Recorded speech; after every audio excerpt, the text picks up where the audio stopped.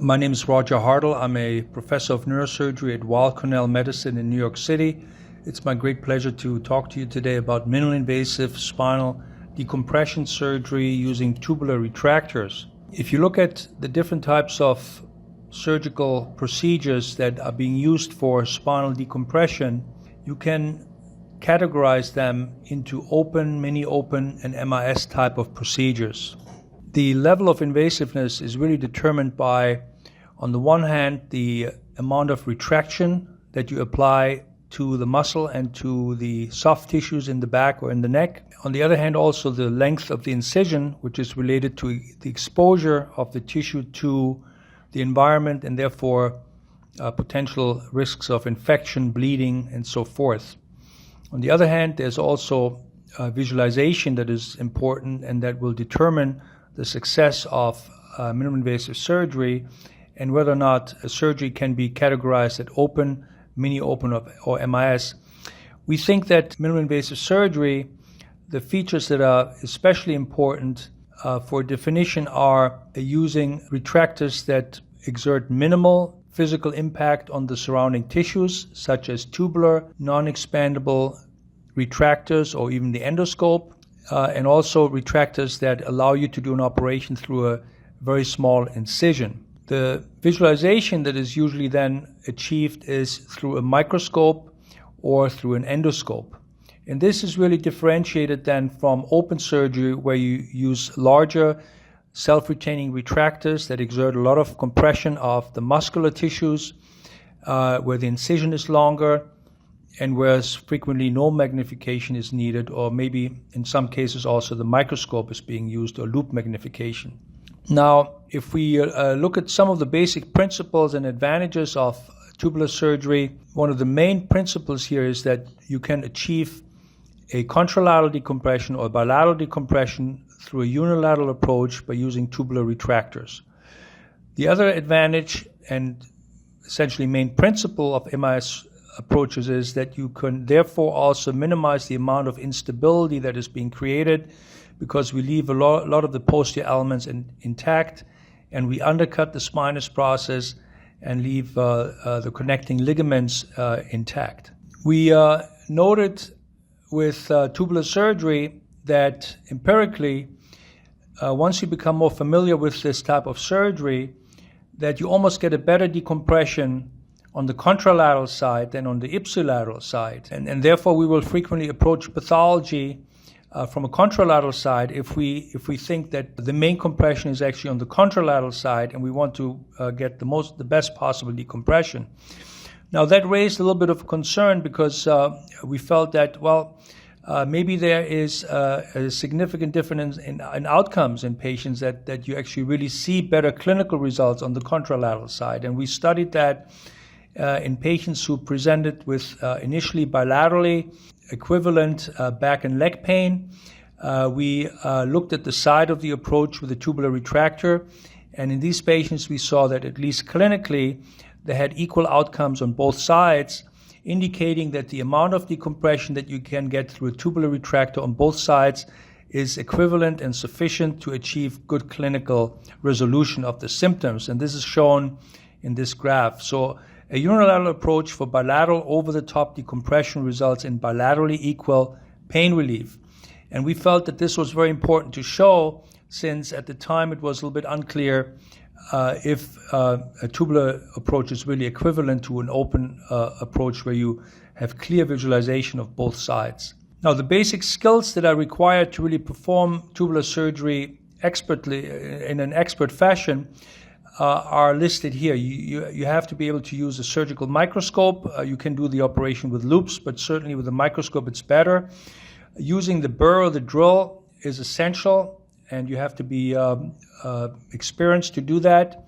You have to be comfortable. Instead of using a bigger tubular retractor or an expandable tubular retractor, you have to be comfortable wanding the retractor or the tubular retractor so you can access different parts of the anatomy: unilateral, contralateral, cranial, caudal, and so forth. The use of navigation can be very helpful, especially if it's combined with instrumentation. You have to be able to manage dural tears, and this is a lecture in itself. Bleeding control is crucial, and there's some epidural bleeding there, and you have to be comfortable controlling that with gel foam, with flow seal, with other materials, whatever you're comfortable with, bipolar coagulation, and so forth. And then obviously you want to be comfortable placing these tubes to minimize the amount of radiation that is required during the surgery. These are the basic instruments that we use. In general, we use bayoneted instruments. We use 2, 3, 4 millimeter Carosens, 45 degrees and 90 degrees angles. We have different types of nerve root retractors, suction tips. I typically use a 9 and a 12 tip suction tip. A ball tip instrument, bayoneted ball tip is very crucial. Different size pituitary rongeurs, and obviously the tubular retractors. But for the most part, you will find that you will be able to do these operations with really maybe only 5 or 6 instruments and with a limited set of tubular retractors. We use 15 millimeter tubes for microdiscectomies, 18 or 19 millimeter tubes for MIS over-the-top laminectomies, and then 21 or 22 millimeter tubes for MIS TLIF surgery. Those are the main tubes that we use. For the drill, there are different options out there. I personally prefer the matchstick drill. It's safe and it's very fast, and it protects the dura because the tip is blunt, but you have to be comfortable using it as a side cutting burr, and that is shown in this picture here. And we use one that's slightly curved, so through a small tube, even a 14 or 15 millimeter tube, you can actually look around it.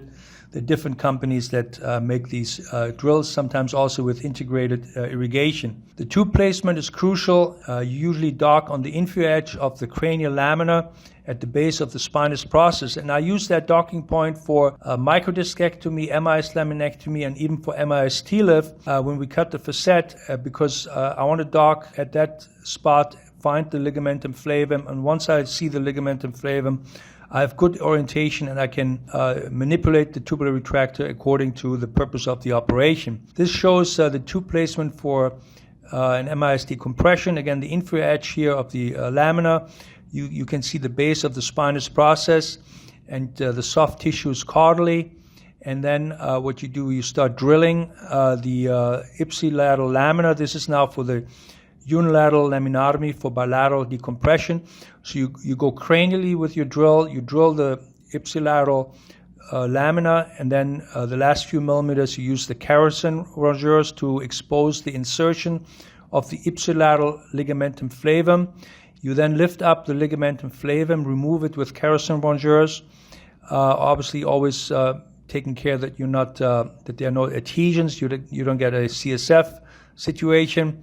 And then I like to remove the ipsilateral ligamentum flavum, but keep the contralateral ligamentum flavum intact. And then the next step is you rotate the table, you angle the tubular retractor to go contralateral. And then you will find that the contralateral ligamentum flavum will protect the dura. You use your suction, if you're right-handed, in your left hand to get additional protection of the dura. And then you can drill right behind the ligamentum flavum. You can drill a trough into the lamina bone, and then that trough will protect your drill, and then you extend that decompression cranially and caudally. Remove all the bone behind the ligamentum flavum, and then finally, when that ligamentum flavum is mobilized, you can remove that with Carosen rongeurs, and that is shown here. And as you can see here, you can get a beautiful decompression of the contralateral exiting nerve root, the contralateral traversing nerve root, and the ipsilateral traversing nerve root. You cannot really decompress the ipsilateral exiting nerve root. Therefore, you have to plan your surgery based on the patient's symptoms and the MRI findings, obviously, before deciding on the side of the approach. This is a pre- and post-operative MRI scan that just shows you the nice decompression that you can get with a tubular decompression. This also shows you that not every patient with spondylolisthesis has to be fused. We select patients based on their symptoms. If they have no mechanical back pain and no movement on flexion extension films, we will frequently just decompress and not fuse. Finally, we also use this technique in the cervical spine. This is a patient with cervical spinal stenosis who underwent a tubular decompression. Obviously, you have to be very careful to avoid any pressure on the dura. I will do these cases typically with intraoperative monitoring and sometimes with navigation, just to make extra sure that we're not manipulating the dura. But it is a nice approach, and it is a very elegant and safe approach if you do it properly. So I think that there's there are a lot of benefits of MIS tubular decompression surgery, and this is just the beginning. I'm sure as we become better, this will be expanded, and we will be able to do much more complex decompression and also instrumentation procedures with tubular surgery, with navigation, and with other percutaneous technologies. Thank you very much.